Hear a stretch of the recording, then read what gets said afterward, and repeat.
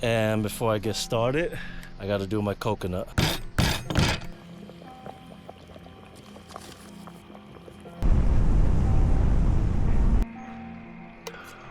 Yep, this thing is ready. It's going right here like this.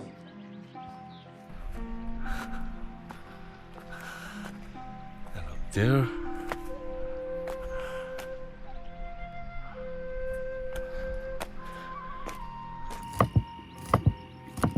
This thing is smoking now.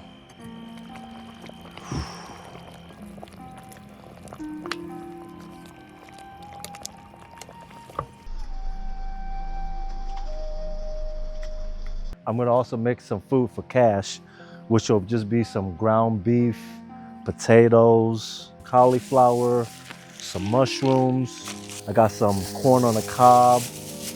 I don't know what's gonna fit in here, but I'm gonna try to stuff it.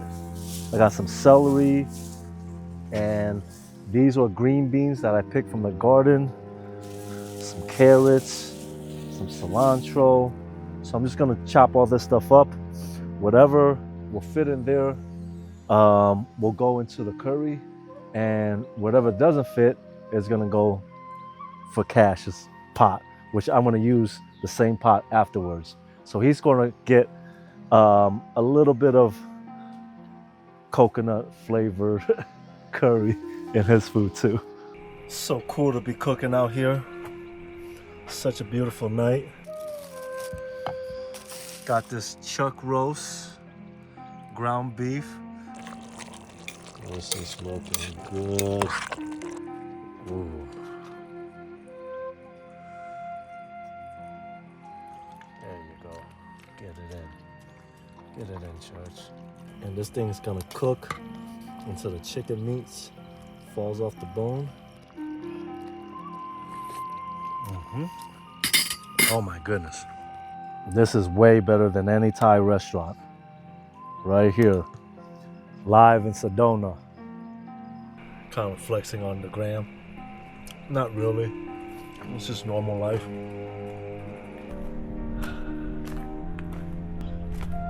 There's a little creek down here. This is actually a really cool little camp spot. And it's built up really nice. Oh, look at this. It's very peaceful right now. It's a very cosmic community.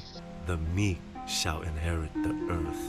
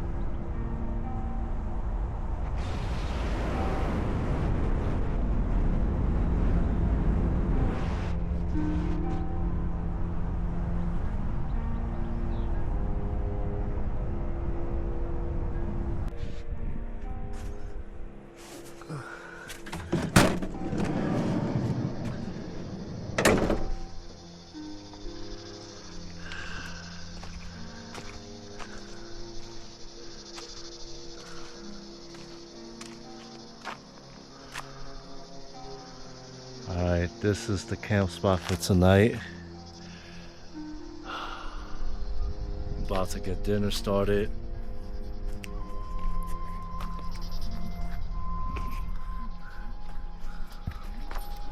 Got everything set up.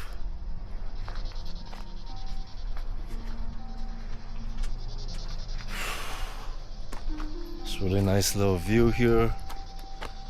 We're in Sedona. Found a little camp spot. It's pretty chill.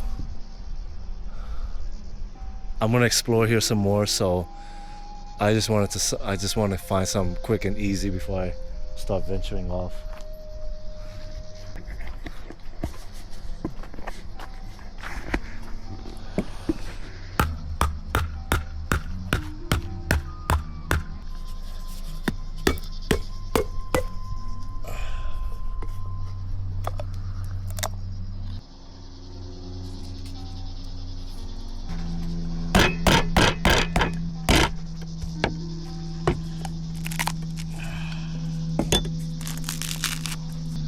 Fresh coconut, boy.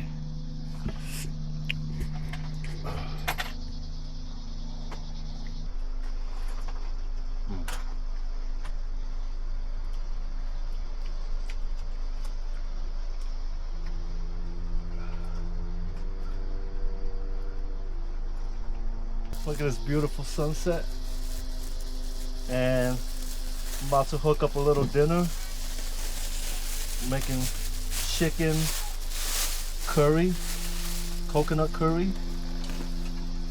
I got this chicken thighs already marinated.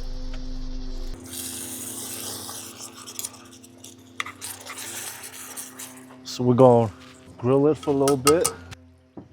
Chopping up some beans. I'm gonna use this bag as a trash. You do not want to leave trash in places like this. You want to leave it better than you found it.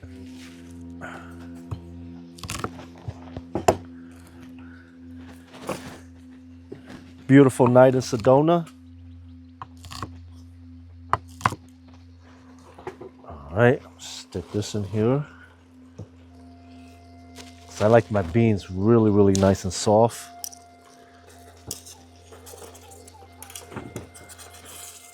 This is some homemade chicken broth.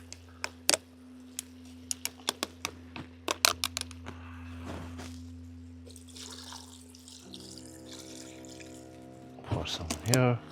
Like I said, whatever's left over, that's Kash's food. Next is gonna be some of these carrots. Let's see, I'm gonna save a few carrots for Kash. And the celery. Got some grapes.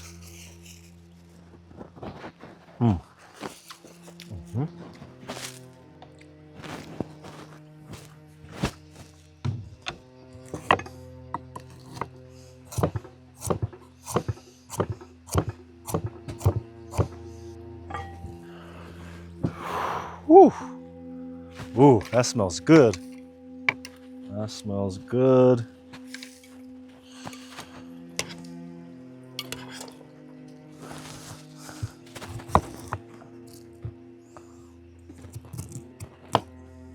All right. Cauliflower. Oh, I'm gonna grab some of these. Oh, these in here. There's some beautiful taters. That's going in there.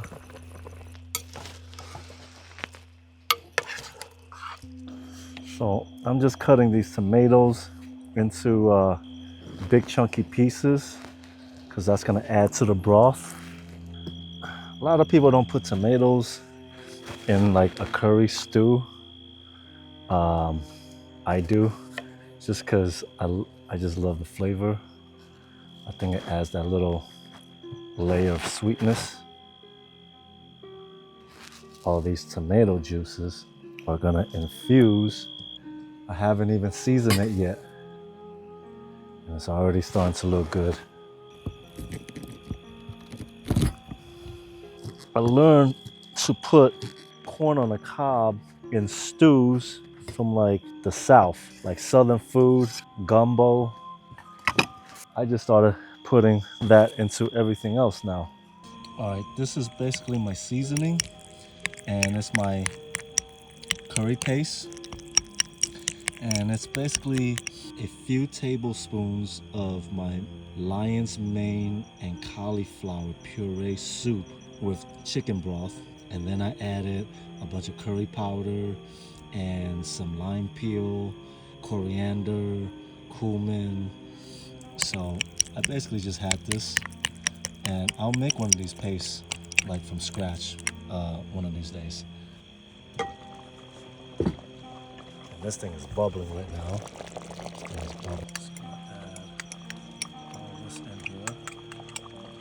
There's some chili peppers in here too.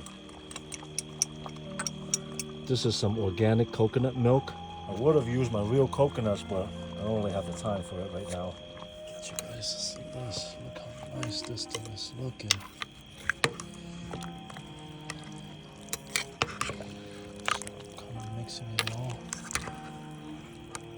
this right here is gonna be better than any Thai restaurant. All right, so this is the cauliflower.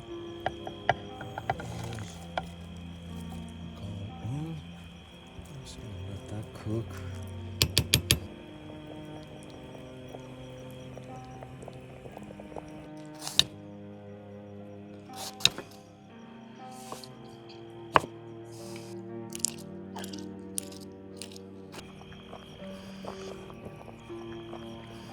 These were the same squashes that was from my garden, and I recently made a squash puree soup, and that's live right now, so go check that out if you haven't seen it. Just chop some of that, add that into the soup. How cool is it to just cook right out here on this beautiful night? And right now it's like a perfect 70 degrees.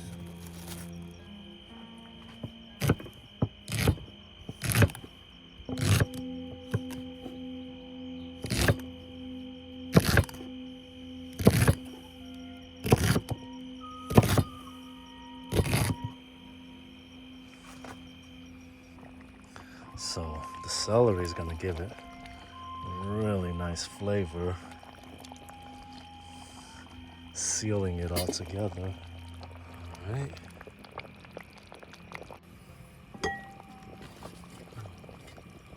Throw some of these mushrooms.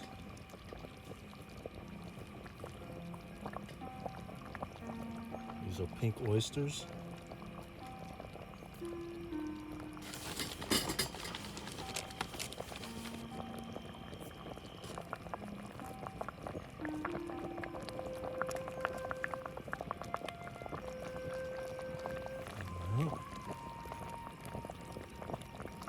And this is really just for me.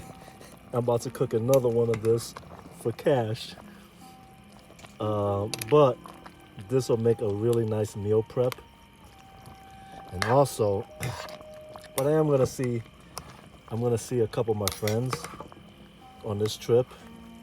So in case I need to feed anybody, I'm gonna have plenty of food.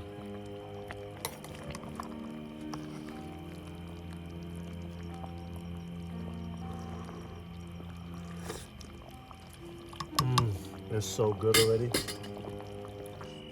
Onions. This thing is smoking. Oh, look at that. And then this is gonna be the kick.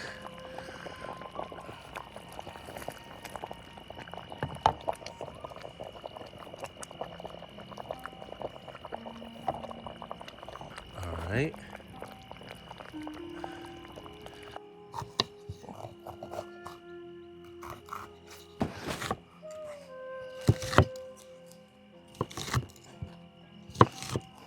There's the bell pepper. And this bell pepper is also from my garden.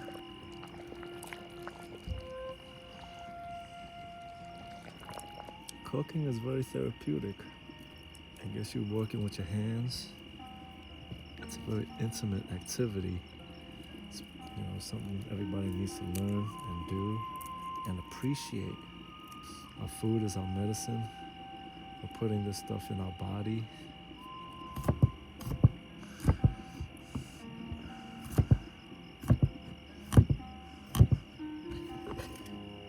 That's the garlic.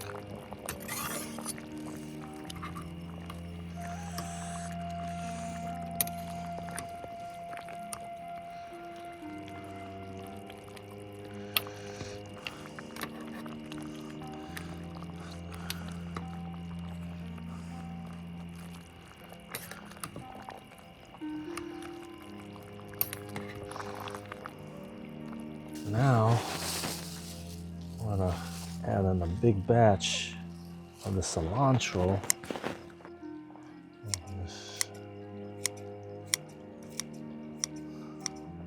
Cilantro detoxifies heavy metal, plastics, free radicals, toxins. That's the bad stuff you don't want in your body. This thing cleanses it. Still got my coconut. coconut with my chicken coconut curry. This is my dinner. Chicken, coconut, curry. I'm gonna add a little more hot sauce to it. All right, live from Sedona. Just got finished eating dinner. So good. So now the leftovers, I'm putting it into these glass containers, and that'll be some food for a few days, or if anybody else want to have some, I'll have some food to share. And then in the same pot, I'm gonna hook up some food for Kash, pretty much with the same ingredients, except he's gonna have ground beef.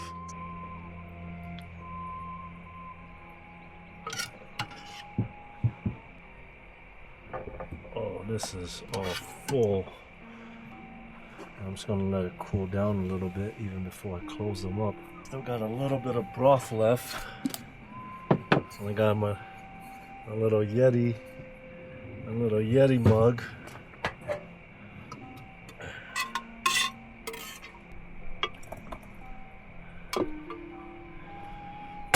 All right.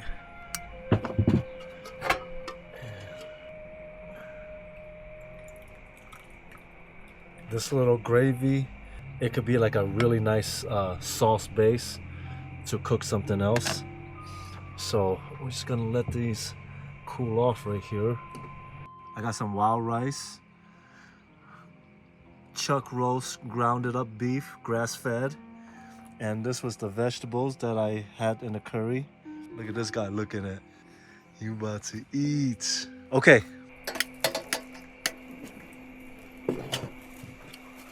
All right. The chuck roast is pretty much like the ribeye. So I'm dumping this in here.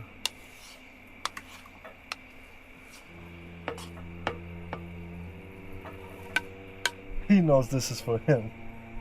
Somehow he knew the stew that I cook was not for him. But this right here, he knows is for him. You know that's for you, huh? Just gonna let this just cook for a bit in here. So when that goes, we'll cover this up. This is pretty much cooled down now.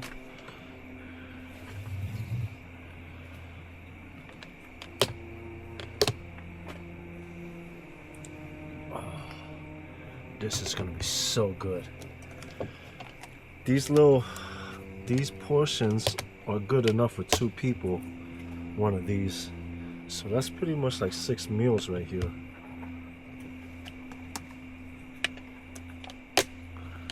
All right, chicken coconut curry. This thing is sizzling. I'm gonna use the Utah salt. I got oregano, some garlic, and some turmeric. And that's just to keep the parasites down. I'm gonna just brown the ground beef. And then I'm gonna add some water. I'm gonna add the veggies in it. And then I'm gonna add some more water, let it cook. And then we're gonna add some rice. And then that's the last thing. This here is my almond, walnut, pumpkin seed, parasite cleanse milk.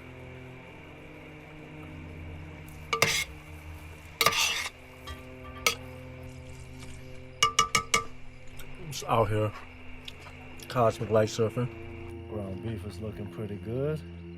About to dump everything in here. Ooh. All right. Mix some water.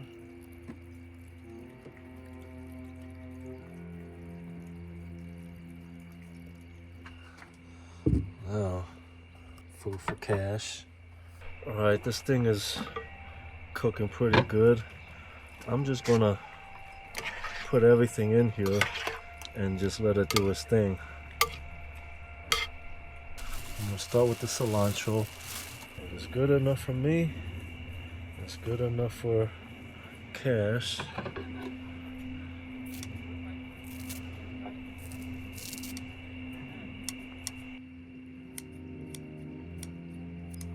Alright, so this is actually organic jasmine rice that I got from this Japanese farm. Brown rice, black wild rice, and some quinoa.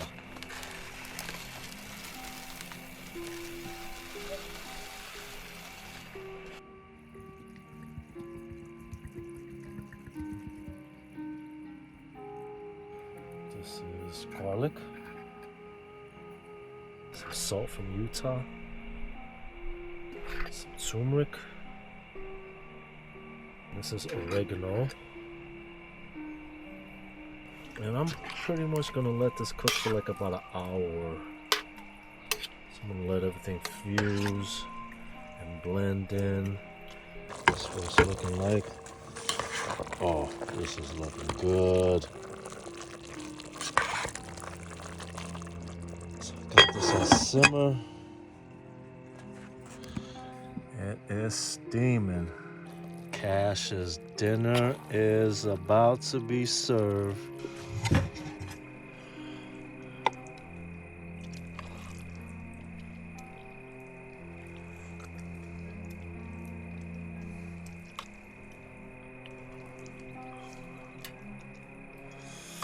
I'm gonna let it cool down a little bit.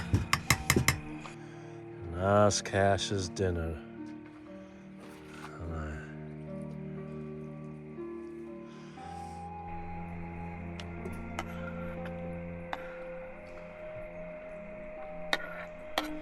So now it cooled down a little bit. Come on.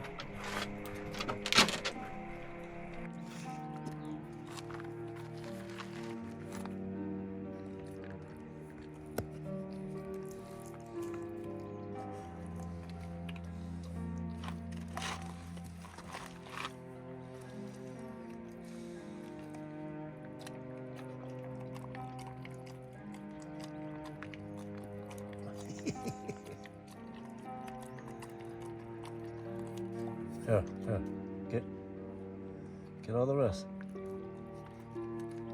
There you go. There you go. Good boy. Good boy.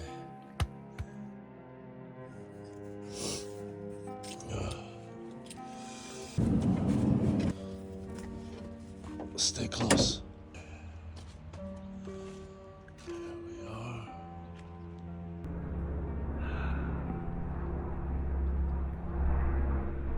There's a little creek down here. Oh, look at that little off-grid.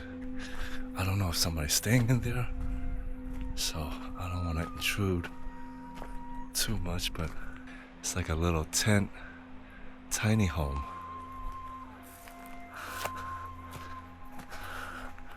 It's pretty cool.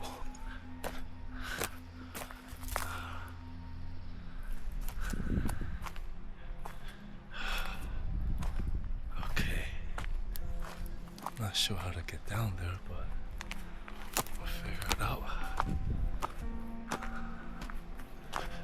Nice little bedrock stairs. Look at this little cool little seating area.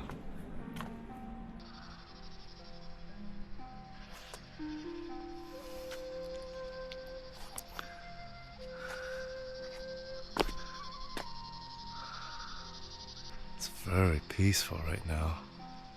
This is Sedona. Sedona is a really, really interesting place. It's a small desert city with these beautiful red rocks. It's a big community for the high conscious folks, awakened, spiritual people. They come here for retreats and wellness and health. There is places where you can get your aura photos taken, and there's crystal shops. It's multiple energy vortexes here. A lot of strange phenomenons that has happened out here. Sedona is about about 6.5 hours from where I live in Southern California. So this place is not too far from me, and I love it. I've been here many times. The energy feels incredible.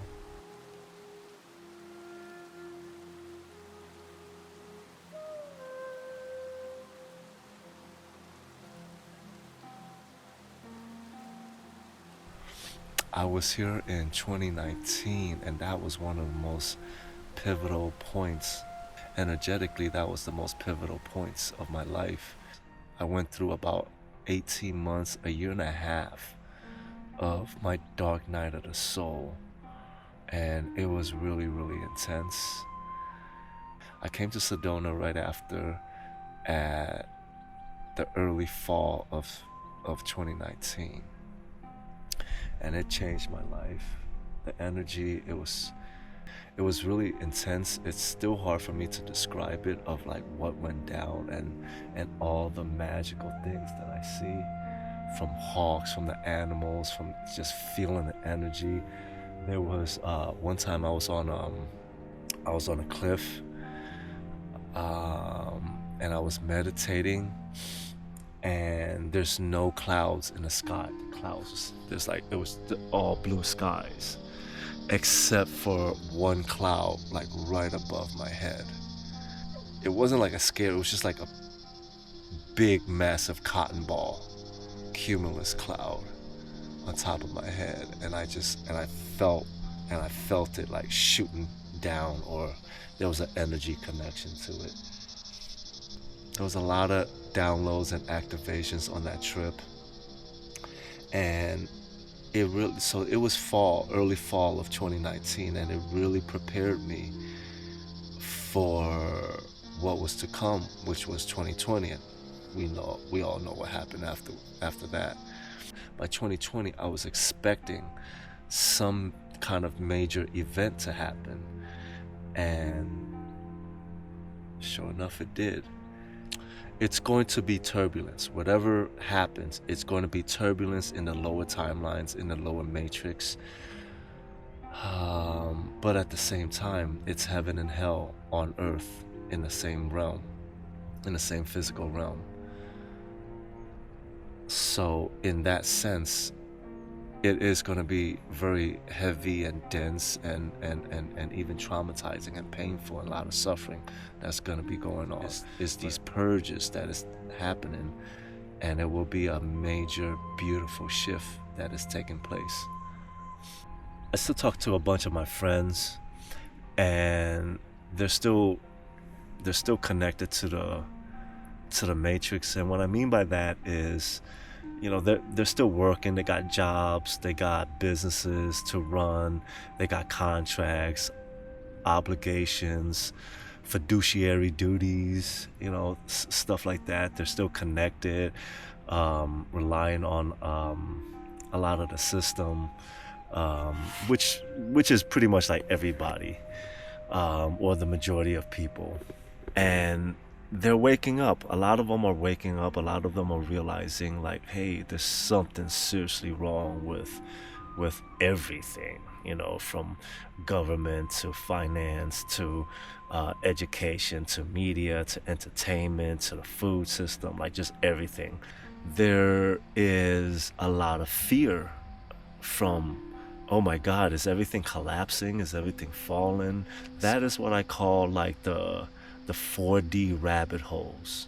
Once the illusion of the matrix starts to shatter, you find out everything is lies, or everything is like breaking apart. You're reaching to the level of 4D consciousness, where is basically like all the rabbit holes, everything, the conspiracy theories. It's hard to discern what is the truth, because there's so much information that's out there, and you don't know who to believe.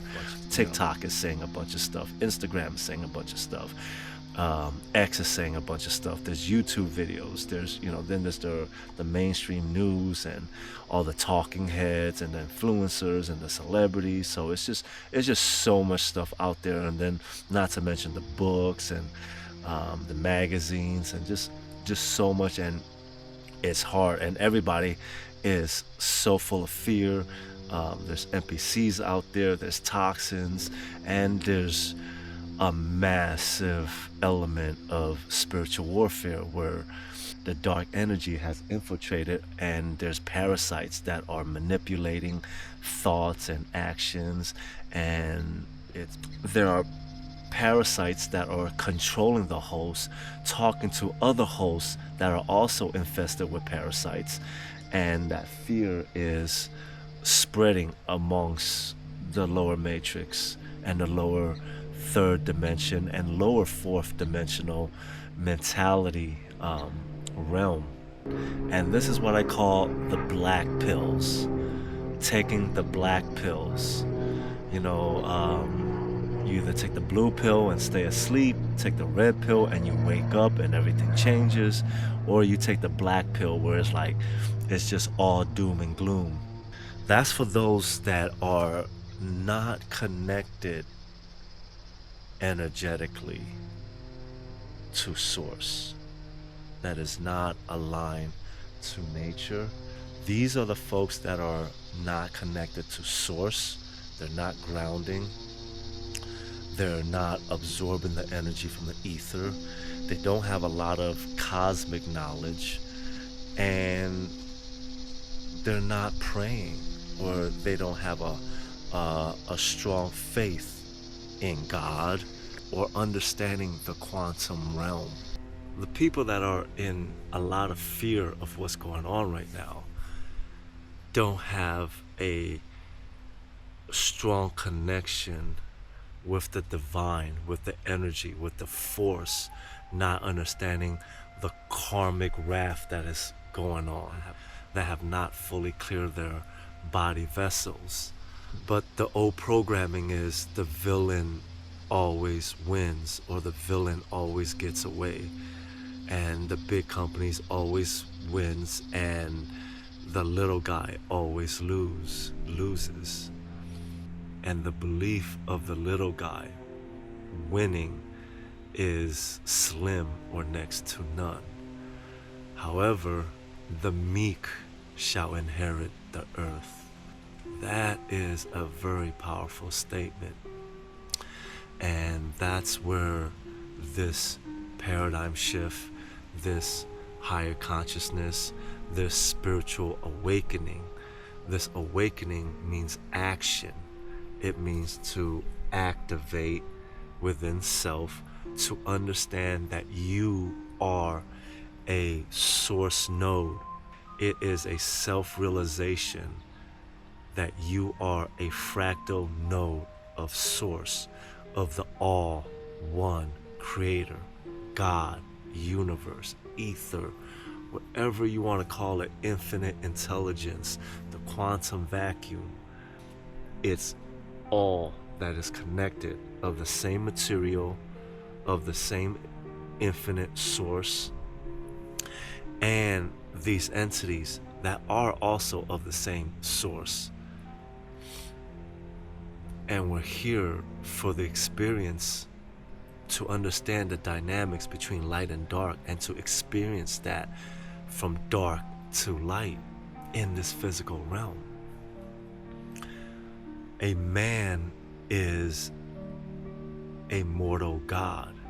A God is an immortal man. Those that are in fear of what's going on only see what's happening in the lower matrix. And you got to expand, even moving consciousness up to the lower fourth dimensional mentality or realm. It's still very chaotic, because now you're understanding that there might be non-human entities, and there might be a lot of science that is not explained to us. Time traveling and anti-gravitics and magnetism and all these unknown phenomenons that are being used against the third mentality human. And it's a lot of information that has been withheld from that third dimensional human, and it's being used against them. But in the lower fourth dimensional realm, that purge can suck you back down into the lower timelines of fear and confusion, illusion and the traps, or you ascend and you realize that it's so chaotic, it's such a mess, it's such a purge that there is a grand order in this paradigm shift. And there is a force that is beyond our mental capacity of comprehension to know that something greater is going on, and knowing that there is a greater force out there. For those that have done psychedelics or even plant medicine or the ayahuasca ceremonies, the 5-MeO DMTs and or mushrooms, in a very spiritual, natural setting, not the party settings, not a lot of these massive group ceremonies where that has been infiltrated and hijacked and usurped. There's a lot of dark energies that is creating healing ceremonial retreats, but it is for energy siphoning, energy harvesting, and that's another story I'll get into another time. But for those that have actually done the hard work, the inner work, the shadow clearing of self, and have used plant-based medicine, then you will realize the power or the source beyond third density, especially like a 5-MeO. It was the greatest experience of my life, as far as like a ceremonial journey, greater than mushrooms, and I love mushrooms, greater than anything else. It was myself dissolving physically. As a fractal of myself, I merged with the all one creator. Words can't really explain it, but it was the only time that I felt the omnipresence, omnipotent, just the omni everything. And I understood the power of source. Or I experienced a fractal power of source. And it was nuclear. It was just pure golden white light. Like, imagine seeing the sun and then just being in it or of it.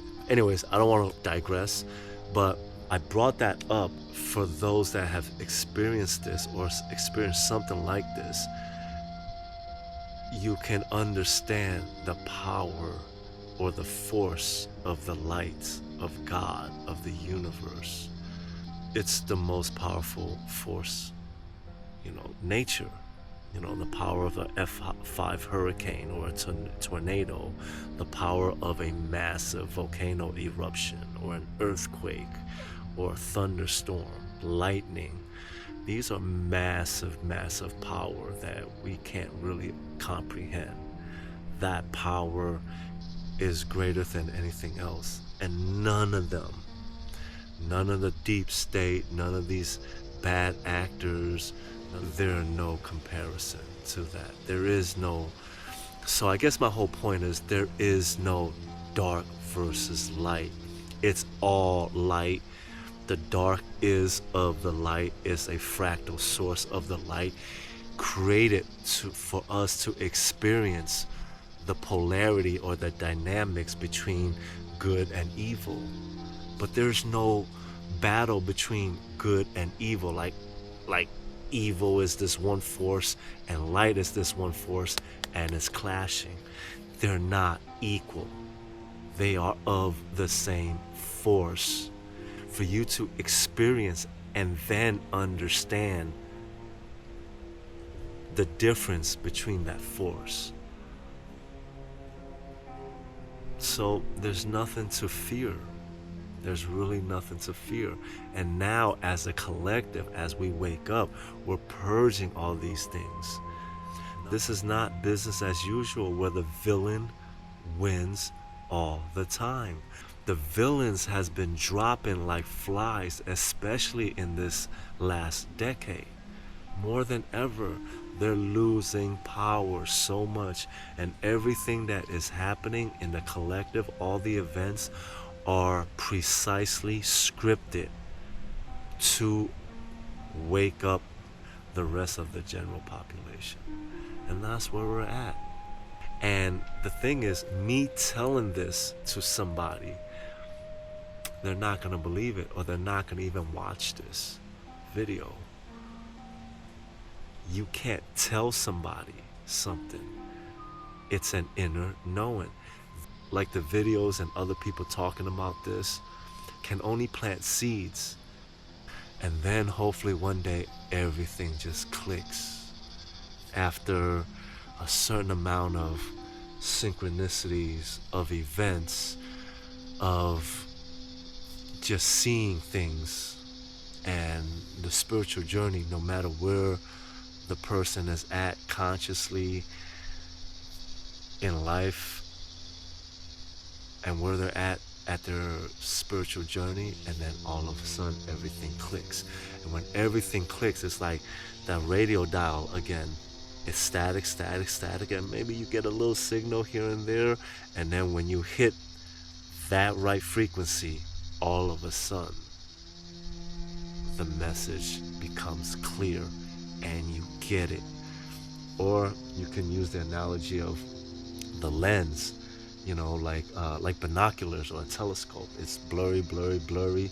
You're wiggling, you're turning the dial and it's still blurry, or it's getting clear. And then once you hit that sweet spot, everything becomes crystal clear. And that's all we're doing. We're just fractal nodes. Whoever sees this video or hears this, it could be like a person just stumbling upon this video and it doesn't resonate and they just turn it off. But then in a few weeks or months or maybe years, after a series of events that happen in their linear timeline, seemingly appearing to be a linear timeline, and then somewhere down the line it clicks. Or it could be somebody that might be watching this video and they've already had a series of events that has happened to them that has made them question everything and opening up their third eye. They might be meditating, doing some work, and now they stumble upon this video and they might be having a lot of doubt and fear of like what may be going on, because the collective is so chaotic and their friends are in fear and people are sick and it's a lot of trauma and suffering, and they see it all around them because they're just getting out of the matrix. And then they stumble upon this video and all of a sudden that clicks. Or then somebody might be just coming out of a really beautiful mushroom journey, and now they're listening, they stumble upon this video and everything clicks. That's what we're doing. We just want to create clicks. Not clickbaits, not clickbait, but clicks. When it just clicks, when everything becomes crystal clear. Because at that point, the fear dissolves. You realize that you are a fractal node of source, of the most powerful force of all, of one, the creator. How can somebody install fear in you when you have the power of a raging, erupting volcano, when you can move mountains, when you can shake the ground, when you can create your own vortex at a F5 level? And I don't mean that in like no harmful way or anything like that, but it's just your force. Your auric field expands 5.89 miles wide. You know, it's nothing to fear. You know, that's why people, you know, you see these matrix people that go hiking from the city and they're scared of everything. They're scared they might get poison ivy or a rattlesnake or a bear or a mountain lion. It's nothing to fear. Everything, when you're in alignment, is conspiring for you. And it's not an ego thing where you're like, oh, I'm untouchable. It's like family. It's like a loving family. Being here, I'm with my loving family. It's only going to support me and love me and enhance me and give me information, give me valuable information, give me valuable, truthful information. That's what this is about. That's how you get it. And that's how you navigate in this quantum realm. All right, I think I gotta get back.